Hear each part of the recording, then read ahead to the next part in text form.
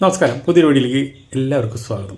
നമ്മൾക്കിന്നൊരു വിഷമകരമായിട്ടുള്ളൊരു കാര്യം പറയാനാണ് നമ്മളിന്ന് ഈ വീഡിയോ ഉപയോഗിക്കുന്നത്. കാരണം എന്താ വെച്ചിട്ടുണ്ടെങ്കിൽ, നമ്മുടെ തൃശ്ശൂരിൻ്റെ ഒരു സ്വകാര്യ അഹങ്കാരമായിരുന്നു ജ്യോത്സ്ന. ജ്യോത്സ്ന എന്ന് പറഞ്ഞു കഴിഞ്ഞാൽ നമ്മളെ നല്ലൊരു ഗായികയാണ്.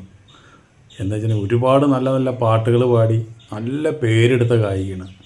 അങ്ങനെ നിൽക്കുന്ന സമയത്ത് പെട്ടെന്ന് ജ്യോത്സ്നയുടെ പാട്ടുകളില്ല, ജ്യോത്സ്നയെ കാണാനില്ല. ജ്യോത്സ്ന കല്യാണം കഴിഞ്ഞതോടുകൂടി പിന്നെ ജ്യോത്സ്ന എവിടേക്കോ ഒതുങ്ങിപ്പോയി. അപ്പോൾ അത് വലിയൊരു നമുക്കൊരു നഷ്ടമാണ്. ജ്യോത്സ്ന എന്ന് പറഞ്ഞു കഴിഞ്ഞാൽ നമ്മൾക്ക് മനസ്സിലാക്കാമെന്നുള്ളത് വെച്ചിട്ടുണ്ടെങ്കിൽ ഒരു കൊച്ചു കുട്ടികളുടെ മനസ്സാണ്.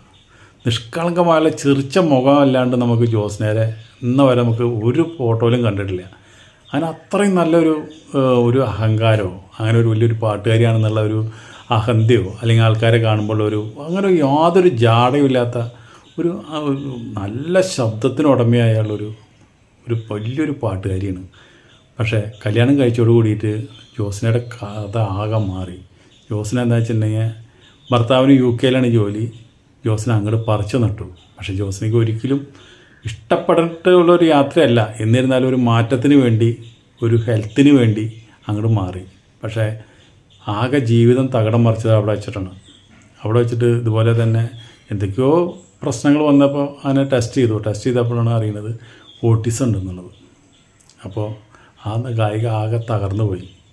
പക്ഷേ എന്നിരുന്നാലും ആ ഒരു വിഷമത്തിൽ നിന്നൊക്കെ കരകയറി ആ ജ്യോത്സ്ന തന്നെയാണ് ഈ കാര്യങ്ങളെല്ലാവരും പ്രേക്ഷകരോട് പങ്കുവച്ചത്. നമുക്ക് ഒരുപാട് ഇഷ്ടപ്പെട്ടൊരു ഗായികയാണ്. അപ്പോൾ നമുക്ക് ഈ പാട്ടിൽ കൂടി തന്നെയാണ് നമുക്ക് ഈ ഗായകനെ നമുക്ക് പരിചയം. അപ്പോൾ അതുകൊണ്ട് എനിക്ക് പറയാനുള്ളത് എന്താ വെച്ചിട്ടുണ്ടെങ്കിൽ, ജ്യോത്സ്ന എത്രയും പെട്ടെന്ന് തൃശ്ശൂർക്ക് തിരിച്ചു വരും. അന്യനാട്ടിൽ കിടക്കേണ്ട കാര്യമില്ല. ഈ പാട്ടിൽ കൂടി തന്നെ നിങ്ങൾക്ക് നിങ്ങളുടെ രോഗത്തിന് മുക്തി നേടാം. നിങ്ങളൊരു ഒരു അനുഗ്രഹം കിട്ടിയുള്ള ഒരു നല്ലൊരു ഗായികയാണ്. അതുപോലെ തന്നെ നന്നായി പെരുമാറാനും എപ്പോൾ നോക്കിയാലും നമുക്ക് എത്ര വിഷമമുണ്ടെങ്കിലും ജ്യോത്സ്നയുടെ ഒരു സ്റ്റേജ് പ്രോഗ്രാമോ അല്ലെങ്കിൽ ഒരു പാട്ടോ കേട്ട് കഴിഞ്ഞാൽ നമുക്ക് വളരെയധികം സന്തോഷമാണ്. ഈ ഓട്ടിസം എന്ന് പറഞ്ഞപ്പോൾ നമുക്ക് ഒരുപാട് സങ്കടം തോന്നി. പക്ഷേ ഇതിൽ നിന്നെല്ലാം, ഈ വിഷമത്തിൽ നിന്നും ദുഃഖത്തിൽ നിന്നും എല്ലാം തിരിച്ചു വന്നു കഴിഞ്ഞാൽ പാട്ടിലേക്ക് അങ്ങോട്ട് ഇറങ്ങി തിരിക്കുക, പാട്ടിലേക്ക് അങ്ങോട്ട് മുഴുകുക.